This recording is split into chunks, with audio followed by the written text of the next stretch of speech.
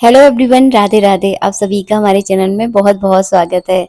गणपति जी की स्थापना अगर आपने अपने घर में की है तो उनका विसर्जन करने का एक बहुत भी बढ़िया तरीका मैं इस वीडियो में आप लोगों के साथ शेयर कर रही हूँ।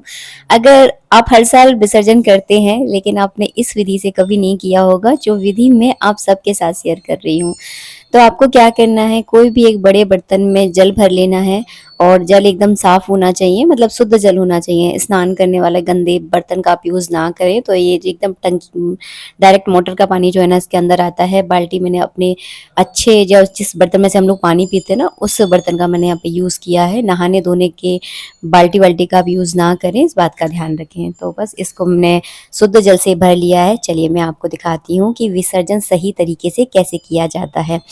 तो विसर्जन जब भी आप गणपति जी का करें, या तो दूसरे दिन कर दें, या फिर 5वीं दिन करें, या फिर 7वीं दिन करें, या फिर 11वीं दिन करें। तो इस तरह से जो है ना अंकों का आपको ध्यान रखना है।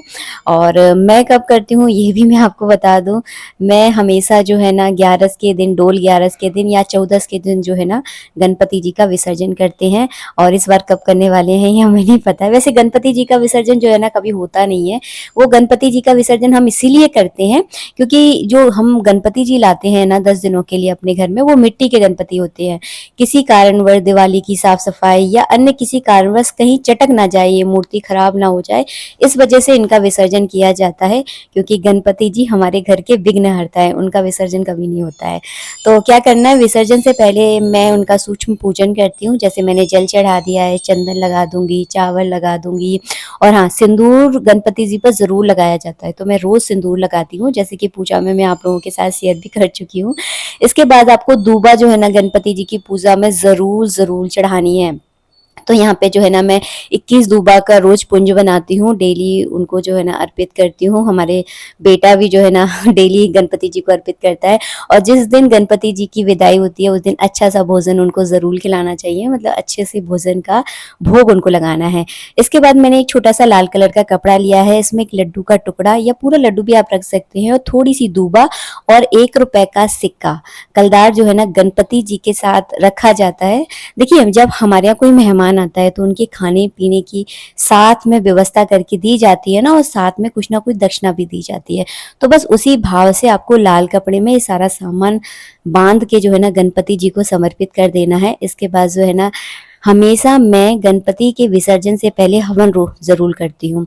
तो आपको हवन कैसे करना है, बहुत ही सरल तरीका बता रही हूँ। वैसे तो पूरी विधि विधान का ये तरीका है, लेकिन ये मेरे स्टाइल में आपको बिल्कुल सरल तरीका बता रही हूँ। अगर आप पहली बार इस तरह से हवन करोगे ना, आपको बहुत संतुष्टि होगी। क्या करना है, गाय के गोबर का उपला ले लेना। नहीं है तो संविदा, जो हवन की लकड़ियां होती है ना जिनको संविदा बोलते हैं, उनसे भी आप हवन कर सकते हैं। तो गौरी गणेश की आपको आहुतियां देनी है। फिर गणेश मंत्र से आप 7 या 11 आहुतियां इस तरह से दे दें। उसके बाद आपको क्या करना है, सूखी हुई दूर्वा लेनी है।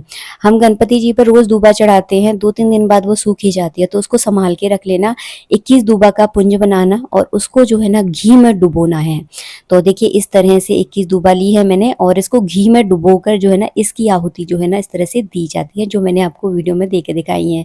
इसके बाद लड्डू या मोदक का जो है ना आप इस तरह से भोग लगा दें। 5 बार 7 बार जो है ना भोग लगाया जाता है। कहते हैं अग्नि में जब हम किसी देवी देवता के नाम का भोग लगाते हैं ना तो उन तक वो भोग जल्दी पहुंच जाता है। इसके बाद जल का जो है ना आपको अर्घ देना है। आप चाहें तो घी से इस तरह से आहुति भी दे सकते हैं बाद में, तो मैं दे के दिखा रही हूँ आपको। और उसके बाद जो है ना, चलिए अब मैं आपको करके बताती हूँ आरती, क्योंकि विदाई से पहले आरती ज़रूर की जाती है। और मैंने हवन का इस तरह से आचमन भी करवा दिया है जल से। चलिए अब करेंगे हम आरती। तो आरती जो है ना, जब भी गणपति जी विसर्जित होने वाले हो ना, तो उनको सब परिवार के साथ मिलजुल कर उनकी आरती करनी है। तो इस आरती में हमारा पूरा परिवार जो है ना शामिल होता है। बेटू, मैं, पंडित जी, हम तीनों मिलकर आरती करते हैं। मुझे गणपति जी की विदाई के समय अपनी मम्मी की याद आ जाती है, जब भी वो हमेशा ना गणपति लेकर आती थी। और पहले के ज़माने में इतना शोर-शराबा नहीं हुआ करता था, बहुत सिंपल तरीके से लोग बाग पूजा करते थे। अब तो बहुत तामझाम हो गया है, देखते-देखते ना संसार बहुत बदल गया है, बहुत ज़्यादा दिखावा हो गया है। मैं ये नहीं कह रही सबकी अपनी-अपनी फीलिंग्स है, लेकिन बहुत चीज़ें बदल गई हैं। ये इस बर्तन में जो है ना मैं गणपति जी का विसर्जन करके नहीं दिखाऊँगी आपको, क्योंकि अभी मैं नहीं करने वाली हूँ, मैं केवल आपको आइडिया बता रही हूँ। तो आपको क्या करना है, चंदन चावल से, रोली चावल से गंगा का पूजन ज़रूर करना है, क्योंकि इस जल को हम गंगा मान रहे हैं, नदी मान रहे हैं। तो इसका पूजन कर दें, पुष्प चढ़ा दें, बहुत सारे फूल भी आप चढ़ा सकते हैं और गणपति जी को इसके अंदर जो है ना विसर्जित आपको करना है। अगर आपके घर के आसपास नदी है, तालाब है, कुआँ है तो उसमें आप विसर्जित कीजिए, क्योंकि बहती हुई धारा में ही विसर्जन का महत्व है। लेकिन शहरों में अक्सर ऐसा होता है कि नदी तालाब कहाँ रखें, कहीं मिलते ही नहीं है। तो सब लोग जो है ना अपनी सुविधा के अनुसार घर में ही विसर्जित कर देते हैं और फिर विसर्जित का जो जल होता है वो अपने घर के पेड़ पौधों में डाल देते हैं। रिद्धि सिद्धि का विसर्जन भी जो है ना गणपति जी के साथ ही कर दिया जाता है। अगर आपके धातु से बने हुए गणपति जी हैं, क्योंकि मुझे बहुत सारे लोगों ने कमेंट किया था कि दीदी हमारे गणपति तो हम धातु के हैं, चांदी से बने हुए हैं, तो उनको भी विसर्जित करना है? नहीं, उनको विसर्जित नहीं किया जाता।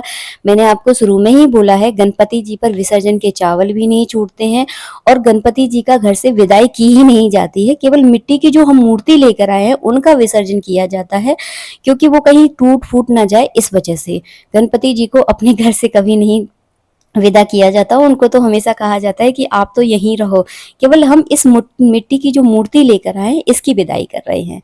तो किस तरह से करना है थोड़ा सा आपको तरीका बता दूं। गणपति जी को ना 3 डुबकियां लगवाई जाती हैं।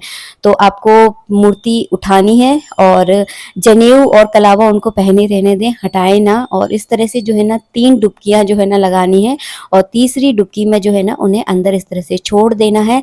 तो और डुबकी लगवाते समय गणपति बप्पा मोरया, मंगल मूर्ति मोरया, इस तरह की जो है ना आपको जयकारा भी लगाना होता है।